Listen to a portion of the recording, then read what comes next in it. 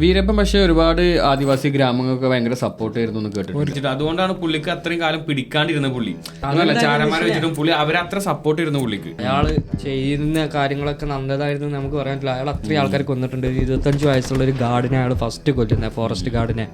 പിന്നെ ഇയാളെ ഒരു വട്ടം പിടിക്കപ്പെട്ടു 86-ല്.